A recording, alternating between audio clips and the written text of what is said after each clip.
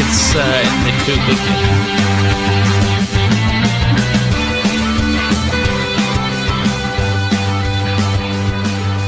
Hey, and welcome to the podcast. This is Fan the Flames. It is November 1st, 2019, and we are back. I'm Dan, that's Nate. Say hi. I'm back, bitches! That's right, we're back. Is that Blade? I'm not sure where it's from. I just like the sound clip. Yeah, it's going. It's definitely Wesley Snipes. I'm pretty sure on that. Okay. But yes, we're back. That's right, the 2019-20 season, Calgary Flames. Yeah. Good stuff. Season 2 of our podcast. Season 3, kind of. Yeah, you're right. Season 3. Yeah. Season 3. But, yeah, for all you out there, this is the Calgary Flames Amateur Podcast Hour. fantheflames.ca.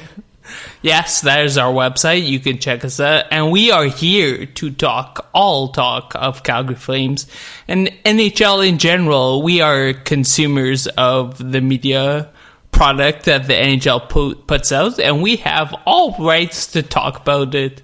Consumers of the media product? Well, you mean fans of hockey? But the NHL is a business, and we're consuming their media, their product. Yes. We are invested into these high salaries these fine players are being paid, so we have a right to talk about it. Okay, that's a very calculated way to say that we watch hockey. That exactly is. And we, like I said, are Friday, heading into the weekend on what I like to say is a pretty positive note.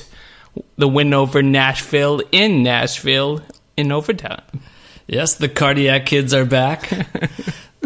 Okay, let me paint the picture going into this game. It's coming off a loss against Carolina. And in that game, Flames were playing pretty strong. They were up 1-0, and everything changed once Sergachev pulled off that lacrosse move goal. Svechnikov, sorry. Yeah. Yeah, and that was highlight reel goal. And it pretty much deflated the Flames. You could say it extinguished the Flames. I'll say extinguish the Flames just this once. And they end up losing that game. And, coming to this game, I didn't have very high hopes for them. And we saw in the first period, they were looking rusty as hell. None of the passes were connecting. They were outshot 14-0. Yeah, they were rusty as hell. Yeah. It's how they looked. I was sitting there down the dumps. Derek Ryan, I think, scores the end of the first. So gives them the 1-up going in. But then surrendering 2 shorthand goals in the second. Yeah, it wasn't much better in the second. No, the second wasn't much better. Because they exited the second down 4-1.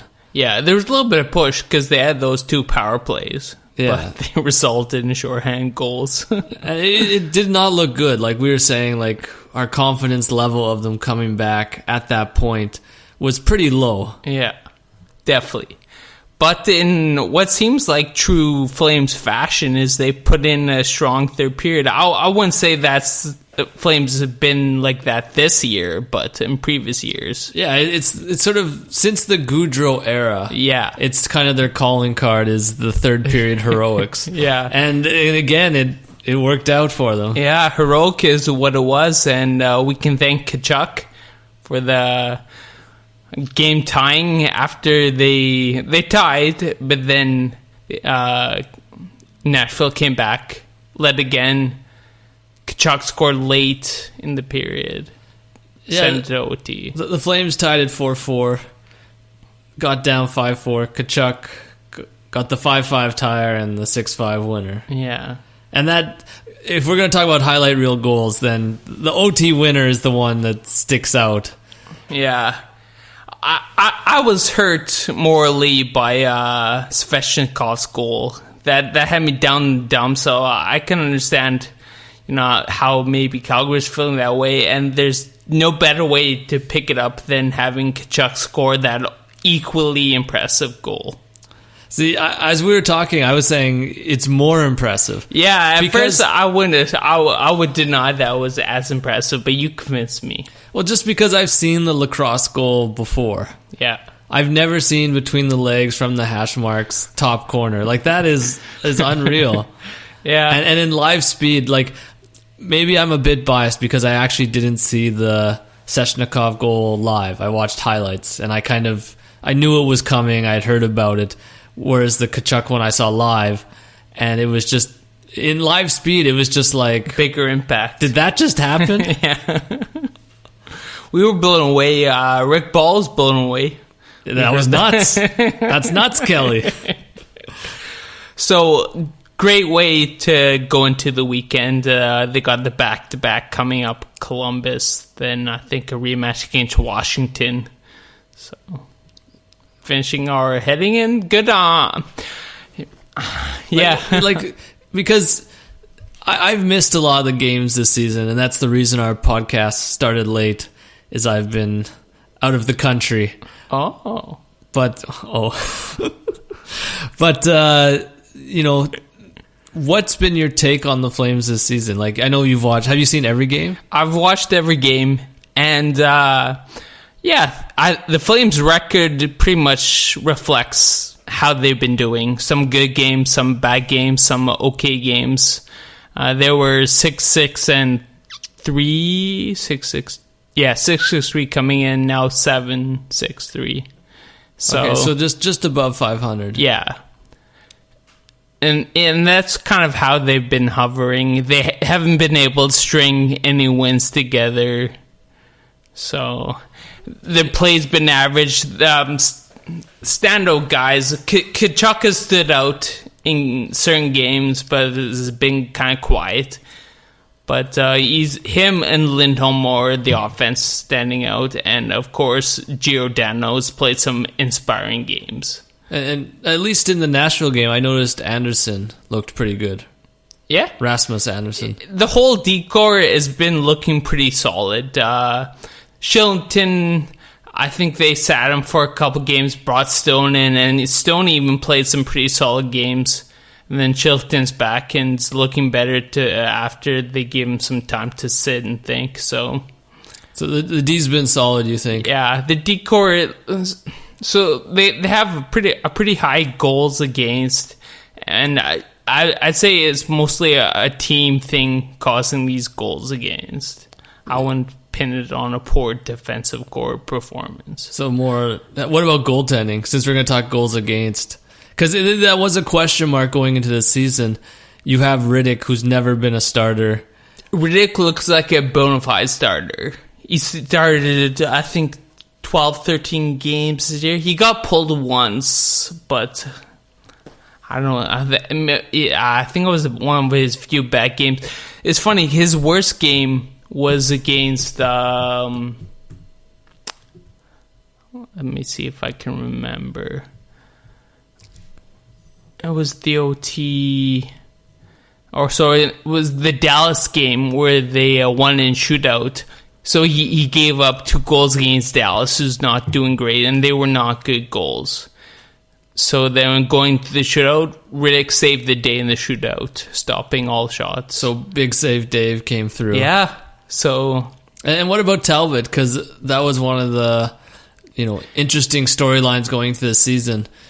Talbot looks strong. How many games has he played? 2? 3. He started 3 games and came in for relief for 1 game. Okay, so not a lot of work. No, not a lot of work. He's 1 and 2.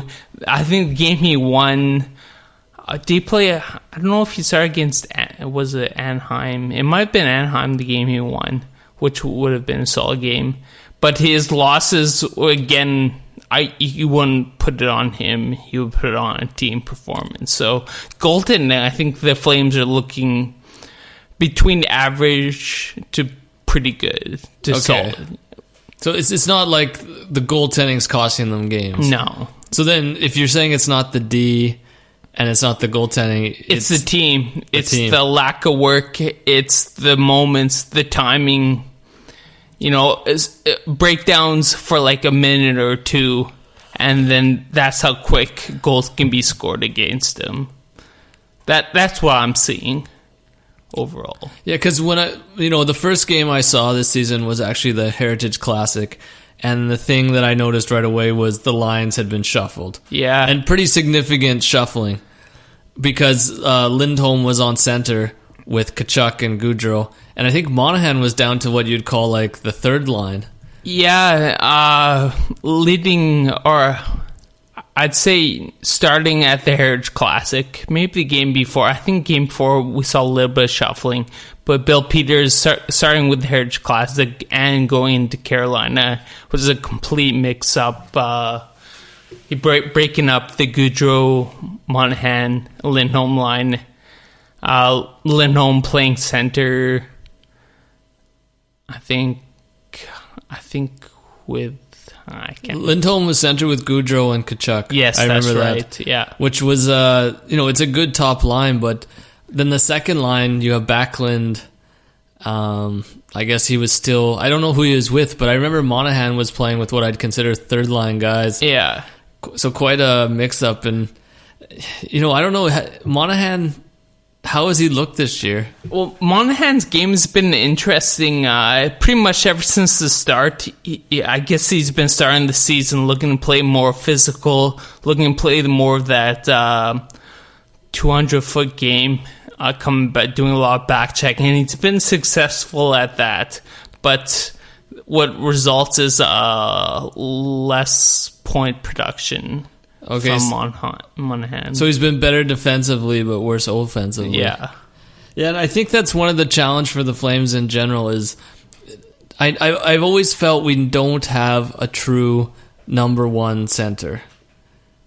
So that's a tough situation to be in. Hey, Lindholm looked good in both Winnipeg, or Regina, shall I say, and Carolina. Right, but is he a Nathan McKinnon? Like I'm saying, some teams have these, Bergeron, Tavares. These are bona fide number one centers that can really drive a team.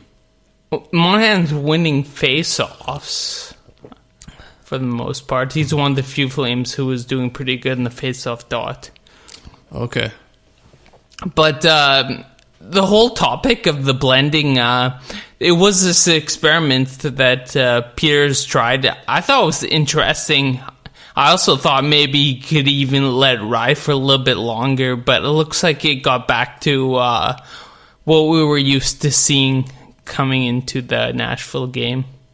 Yeah, a little more traditional. Yeah. So why do you think he did that? Just to shake things up and lack of production. I mean, Flames are 2.73 goals per game. I mean, they were hovering close to 4 last year, were they not? Yeah, I think so. Yeah. But one thing about the Flames, which me and you were talking about when we watched, is last year they started fairly poor. I remember in Montreal they got just shelled. And Pittsburgh, the turnaround game, 7-2 loss to Pittsburgh. Yeah, the Montreal game score was close, but shots weren't. No. And then you're right, Pittsburgh 7-1. Yeah, lit them up, and that was a turning point. But the Flames had like 50 really good games. Yeah. But then at the end of the season, even going into the playoffs, we weren't playing that well. And that's kind of how we started the season this year, and it kind of feels like that's where we're at now. And it's a big question is which way they'll trend. And I thought after that Carolina game, it was a bad sign, and we'd start trending down, but. Hey, pulled off a third period win, restore some confidence, and let's take that into the next one. Yeah, and hopefully the Flames can get back to a point where they can, because in the Heritage Classic they had the lead and they lost it in the third period. Against the Jets or against Carolina, they had the lead, lost it in the third period. A 1-goal lead, a 1-0 lead. Yeah, but even in this Nashville game. They tied it up 4-4, and they gave up a goal late. The wrong time. So it'd be nice to see them be able to lock it down again, like they did last year when they were on that winning streak. Yeah, they were just locking down wins, scoring some. Well, I mean, it was the purple Gatorade coming out. Yeah, the purple drink. That was swagger. Hear a lot.